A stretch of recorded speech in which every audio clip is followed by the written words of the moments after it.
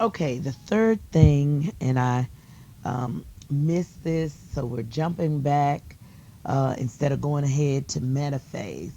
But the third thing that's also responsible for the variety that you see in the cells. Remember, first we started with synapses.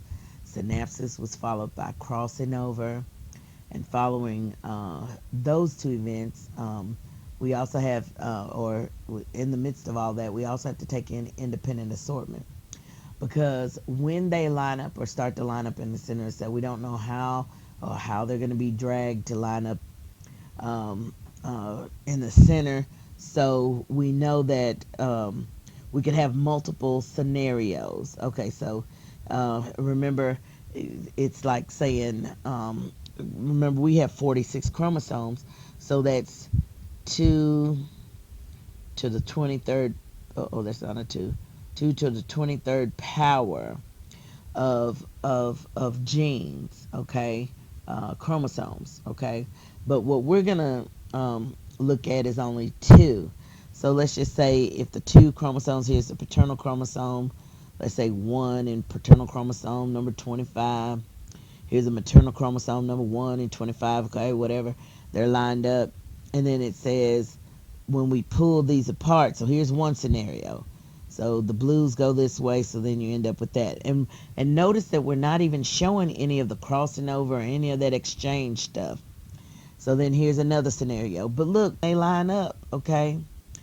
It says we can get this. Well, we got the one blue one and the little red one over here, and the one big red one over there, and the little blue one. So it says in meiosis, following meiosis number 1, here we go. We've got this scenario here and this. And then look, this one we got the mostly maternal of this one and the little paternal one, and we end up with this scenario. So every single one of these guys can be different based on uh, what's lining up and what's lining up where. So we get multiple assortments of the chromosomes when they line up. So, and I think we only looked at two, showed two different scenarios. But we have 2 to the 23rd. So whatever that number comes out to be, that's the billions of different ways that these guys can line up. So we said, so the three things that are responsible for, again, the variety that we see are synapses, which is the pairing and bonding of homologous chromosomes, followed by crossing over, where they exchange some chromatid segments in terms of their alleles. And then we have independent assortment. We don't know how they're going to line up inside of the cell and then segregate. All right, so let's move on to metaphase. So in metaphase, we know in metaphase number 1, the tetrads line up in the middle of the cell. So the tetrads line up in the center of the cell. So remember we said tetrad, why? Because we have one chromosome, 2, 3, 4. So that is a tetrad. It says they line up in the middle of the cell. But remember, because we're talking about homologous chromosomes lining up, they are across and not on the equatorial plane. Okay? So here's the equatorial plane. Okay? So they're on either side of that equatorial plane. Remember, on in metaphase 1, we are not lining each chromosome up at the equator or on the equatorial plane. All right, in anaphase 2, it says those homologous chromosomes, so a whole chromosome is moving in this direction, another chromosome, whole chromosome. We have no what? No separation at the centromere. So remember, the centromere region of a chromosome is what holds them together. So here's the centromere. It says we're not separating this one moving this way and that one moving that way, but it said the whole thing is being dragged. Okay? And then we have another one over here. and this whole thing is being dragged that way. Okay, so there's no separation or division at the centromere. Okay, so then what's happening in telophase? Telophase, we know, is the opposite of prophase. So it says the chromosomes that were formed in prophase. It says now they uncoil to form the chromatin net again. The nuclear membranes that went away in prophase, it says the nuclear membranes are going to come back. And remember, we have membranes now because we have two cells. So the nucleolus that went away, now we have two of them appearing because we have two cells, one in each. So the nucleoli reappear. The spindle fibers that were formed in prophase, it says those spindle fibers have to disappear. And then we know that at the close of telophase, we've got this cytokinesis occurring to divide the one cell into two cells.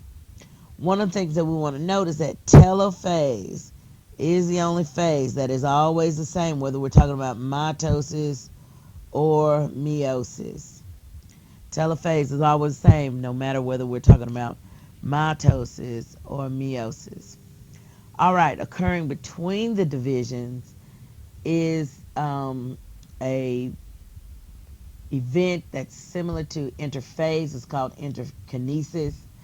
So in other words, we don't double cytoplasm, we don't double organelles, same kind of stuff. The only big thing that we want to make sure that we never do here, remember in the S phase, what happens? You generally duplicate your DNA. If we duplicate the DNA, we're going to end up with diploid cells. We're trying to reduce the chromosome sets per cell. So here there will be what? No DNA replication. Biggest thing that you can remember about interkinesis. All right, so let's go into meiosis 2, starting with prophase number 2. Prophase number 2, we're going to start with two cells. One of the main things that you're going to see is that with the two cells is that you see the crossing over that occurred a long time ago. We still can see it, so that's still going to be visible. Prophase, the same as what we've gone over before.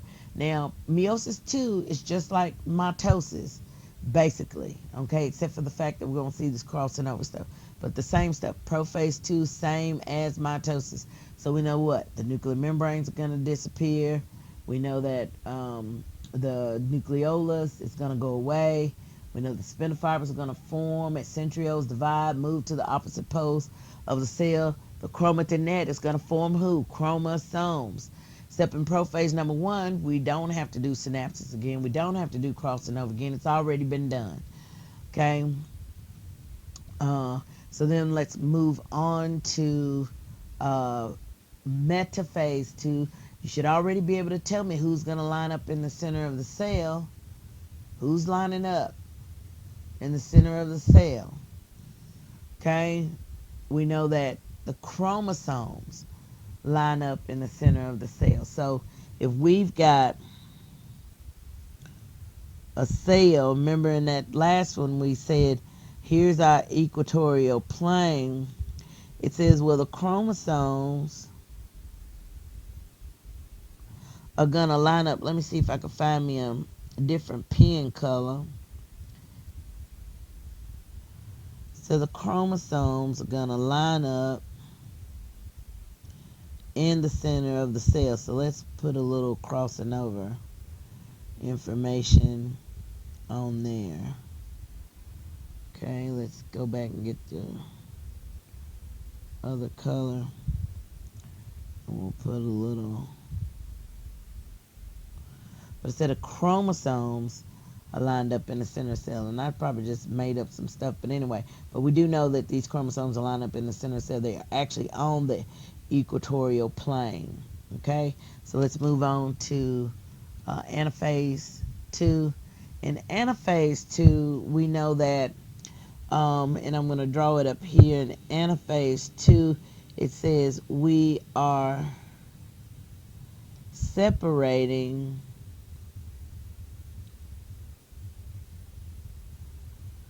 the sister chromatids or the chromatids at the centromere. So they're moving to the opposite poles of the cell. Um,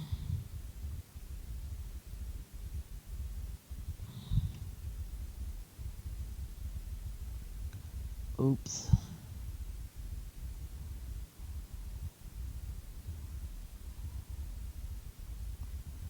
I don't know what that's for.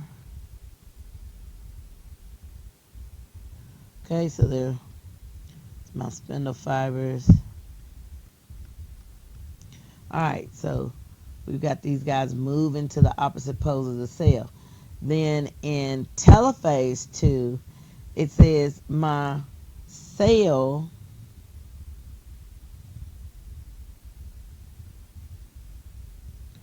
is pinching. And remember, we had 2 of these. I can only have room to draw 1 because remember, when we started prophase 2, we had 2 cells. So we know that we've got 2 cells that are going to do this. So we're going to end up with 4 haploid cells. Okay, so over here we got this guy. Remember, they're eventually going to... Okay, and then we got the little red guy. And I should have included the fact that, remember, we had a little crossing over on these, but I did not. Alright, so it says eventually these guys are going to pinch into 2, and so we're going to end up with a total of 2 from this one, and if we had another one, that would be 2 more cells, okay, with the chromatin. So now we end up with these 4 haploid cells. But we're going to learn something special about this because in the female, unlike the male, male's going to divide by equal, when making the sperm's going to divide by equal cytokinesis, whereas a female is going to divide by unequal cytokinesis. So in other words, she's going to make 1 viable oocyte, okay, or egg, and 3 polar bodies, whereas a man, he's going to make 4 of these equal spermatids. Cool beans?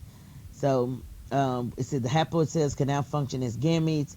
We got a little bit more to go in order to make this be absolutely correct.